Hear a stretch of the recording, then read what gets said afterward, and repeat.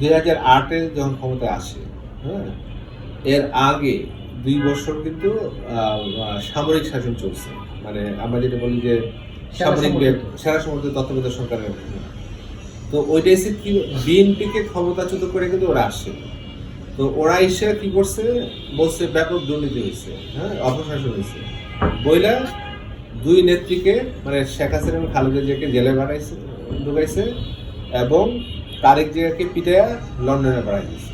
ঠিক আছে, ক্ষমতাও ভাইয়া। এখন ধরেন তারপরে ইলেকশন হইলো, যেহেতু যারা ক্ষমতায় নিছে বিএনপির কাছ থেকে, এরা কিন্তু বিএনপির সেনা বিএনপিরই নিয়োগ করা সেনাপতি এরা, হ্যাঁ। কিন্তু যেহেতু ওরা 2 বছর ক্ষমতা চালাইছে, সুতরাং ক্ষমতাটা যদি বিএনপির হাতে দিয়ে আবার আসে তাহলে তো ওদের বিপদ।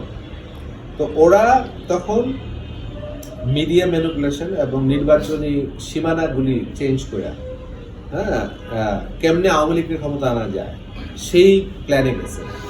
তখন অনলাইন তো এই যে সোশ্যাল মিডিয়া তখন নতুন বাংলাদেশে, ধরেন তখন সামহার ইন ব্লগ, ফেসবুক তখনও বাংলাদেশে জনপ্রিয় হয় নাই। ফেসবুক জনপ্রিয় হয়েছে 2013-র দিকে, ওই যে বেসিক্যালি শাহবাগ আন্দোলনের মধ্যে দিয়ে, হ্যাঁ। এর আগ থেকেই শুরু হচ্ছিল একটু কিন্তু ওইটা এসে পরে। কিন্তু তখন ছিল সামহার ইন ব্লগ, মানে মোটামুটি বাংলাদেশের যারা একটু লেখাপড়া জানে, ইন্টেলেকচুয়াল, লিখতে চায়, জানতে চায়, ওরা সামহার ইন ব্লগে লিখতো, আমি নিজেও লিখতাম।